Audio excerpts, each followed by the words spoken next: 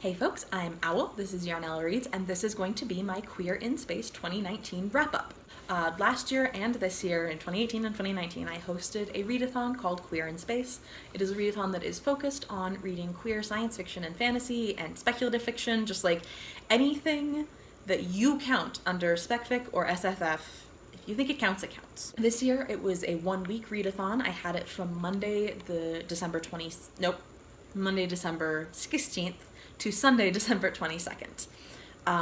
There were 5 prompts, and I had 8 books on my TBR. And I read 6 books. 2 of them were not on my TBR. So I'm gonna go through in the order that I liked them. So from least favorite to favorite, but like the lowest rating I gave was 4 stars. So I will talk about the 4-star all the way up. Will rank all of my 4, 4.5, and 5 stars, and then I will talk about what prompt I used that particular book to fill. So, number 6, I read Of Fire and Stars by Audrey Coulthurst. I gave this book 4 stars, and I used it for the prompt Own Voices. The concept of this book is that it is about a princess who is sent to marry a prince of another kingdom. Like, they have been betrothed forever and ever. And when she gets there, she meets his sister. Loves horses, trains the horses, does not care about court life. And of course they fall in love. And it's adorable. The next book was, number 5. I read Behind the Throne by KB Wagers. So these are all library books, but yay! I read this one. It's the first book in a space opera like saga. Absolutely loved it. Gave it 4.5 stars. This book was my book that had stars on the cover. I don't know how well you can see that, but look, there are stars. And it is everything I wanted it to be. It is very much. I had some trouble with the pacing.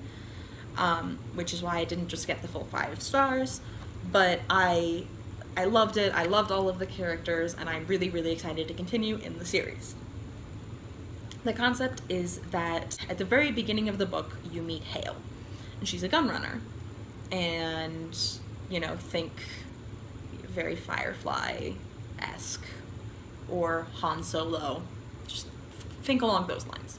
And turns out, so she is known. She grew up as a princess, or I don't remember if princess is the right word or if she uses that.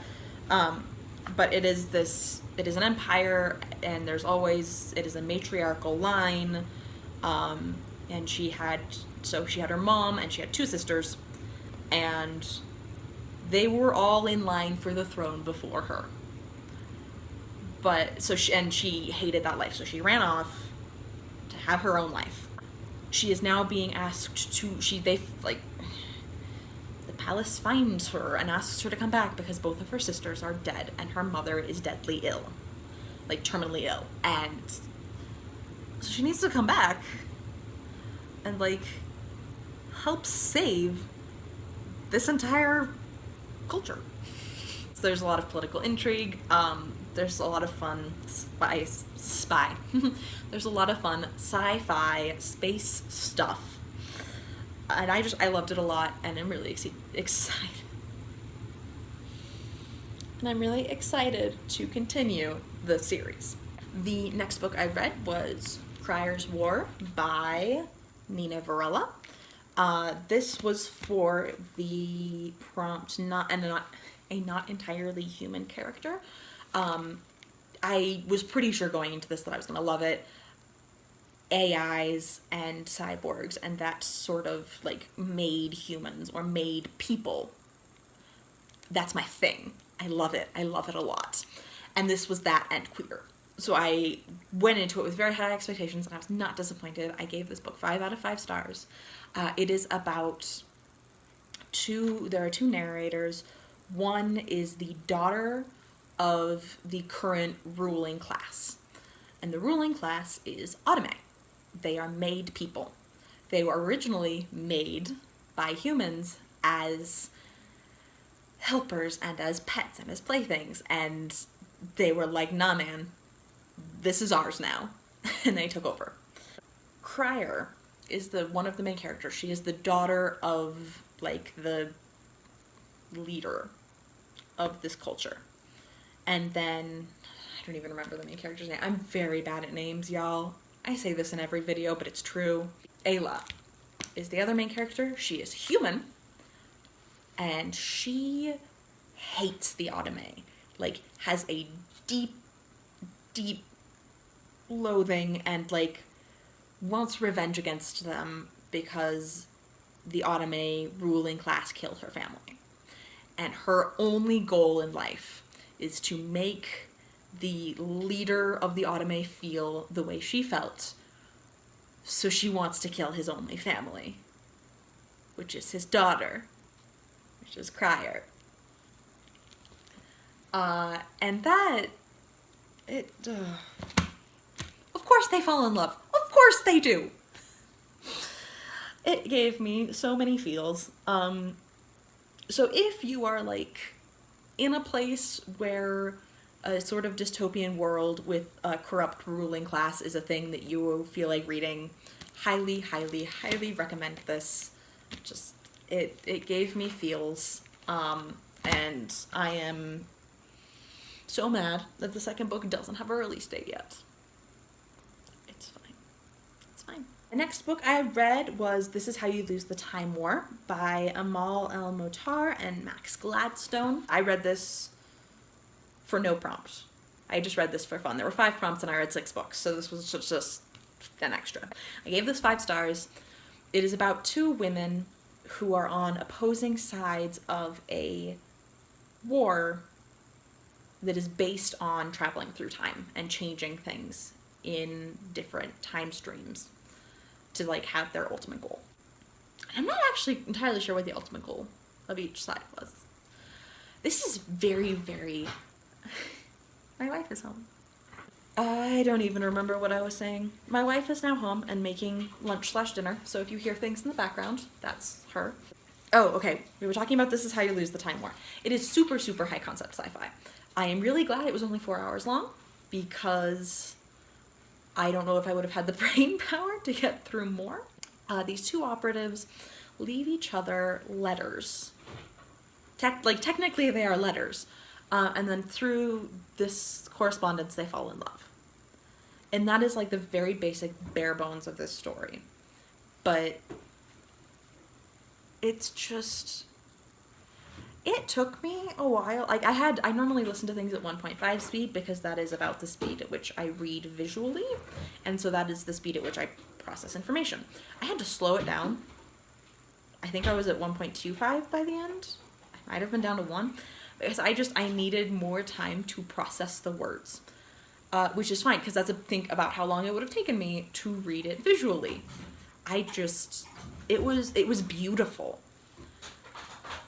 It was hard to understand.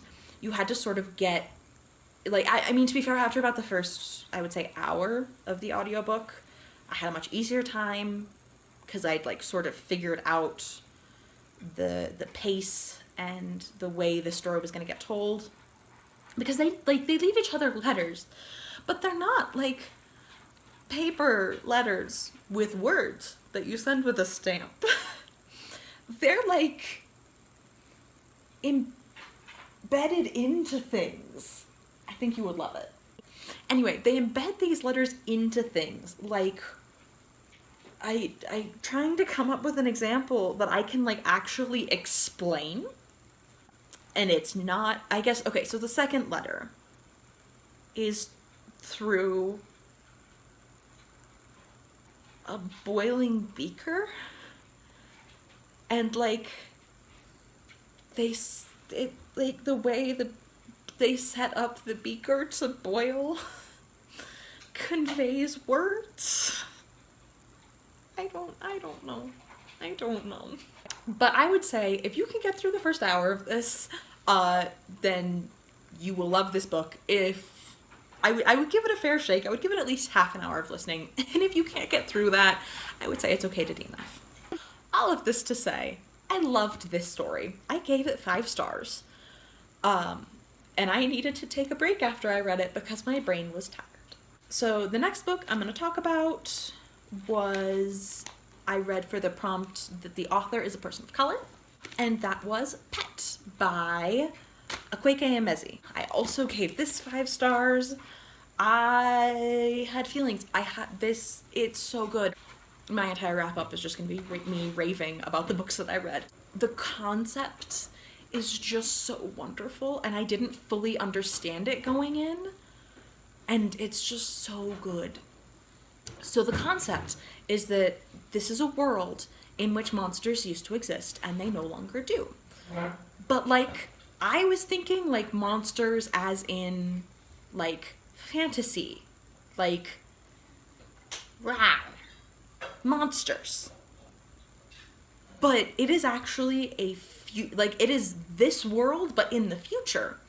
And monsters are just the really horrible people who do really horrible things to other people. Like pedophiles and like serial killers. And so this is a world in which they said no more of this. No. And they made those things stop happening. I cannot fully express how much I love this book. It is a world in which transphobia and homophobia don't exist. It is a world in which people are accepted. The main character is Jam. And she is a trans girl, and she is black, and she's okay. Like, and people aren't horrible to her. And, like, yeah, one of my favorite things in speculative fiction is just the casually queer acceptance. It's one of the reasons I loved Sarah Gailey's River of Teeth duology. It was because it's an alternate history in which being queer is just, like, nobody says a word about it, and other than, like, nice things. And it's lovely. And this book did that, but, like, instead of making it an alternate history, or, like, it made it the near future, and it made me feel some feels. So anyway, that's, like, the world of this book. The actual concept, bless you, is that Jam accidentally pulls a monster hunter into this world, and the monster hunter is like, so there's actually a monster, and you gotta help me find it and get rid of it. So content warnings for child abuse. They don't go into detail about anything really, but it's talked about a lot. Are you bringing me candy? I got fruit snacks. I loved Pet. It was really good. For how short it is, it, like, does what it sets out to do. Really, really well. 10 out of 10 do recommend. And the last book that I read during this week was The Ship of the Dead, which is a Magnus Chase book by Rick Riordan. I read this for the prompt to read a backlist title. It was also a reread for me. This is one of my all-time favorite books. It was after Pet. And I just needed something that made me feel good. Because Pet is amazing. But, like, then I had to come back to the real world. And so I needed something that made me feel good. This was also, I read this on the day that it turns out a certain someone is a confirmed trans exclusionary radical feminist, or TERF. And it doesn't matter that I already knew this. It was still a really, really bad day. And I needed to read something with my absolute favorite gender non-conforming character, and that's Alex Fierro. Anyway, Ship of the Dead is the last book in the Magnus Chase trilogy. It gives me lots and lots of feels. I gave it 5 stars again. It is one of my favorite books of all time. The dog is just trying to get closer, and y'all are sitting on a stool right now, so every time she jostles the stool, you just shake a little bit. Alright, and that was it. Those were the 6 books I read for this year's Queer in Space Readathon. The books that were on my TBR that I did not read were I Hope You Get This Message by Farah Rishi. That was supposed to be my Stars on the Cover book. I moved Behind the Throne to there. And then I didn't read Spell Hacker by M.K. England. It was the only visual read I set out for myself that week. I did not read anything visually that week. I do need to read this before it comes out. It comes out January 22nd, I think. We're gonna finish the rest of this video handheld style. Anyway, didn't get to Spell Hacker. I'm going to. I'm very excited about it. But as is a continuing theme in my life, visual reading is hard. I also did not read Now Entering Adamsville by Francesca Zappia, or Once and Future by Amy Rose Capetta and Corey McCarthy, but I read Once and Future earlier this year, and because I loved it so much, that's why I made it the group book. So I wanted to read it, but I had a hold on it from the library, but it didn't come in time, so there's that. Anyway, those are the 6 books I read for the Queer in Space Readathon. It was a really, really good week. I picked books that I was really excited about, and that I ended up loving, obviously, since my lowest rating for that week was a 4-star. And yeah, I'm looking forward to 2020 being a good year to just keep doing readathons and keep doing projects that I come up with out of my own brain. And that's everything. If you want to keep watching videos by me, you can like and subscribe. If you want to come hang out with me on any other platform, all of my links are below.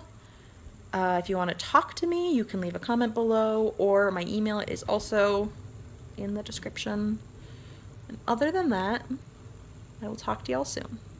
And because she was so insistent on being part of this video, I will give you a little bit of footage of the dog. Yeah, come say hi to the people.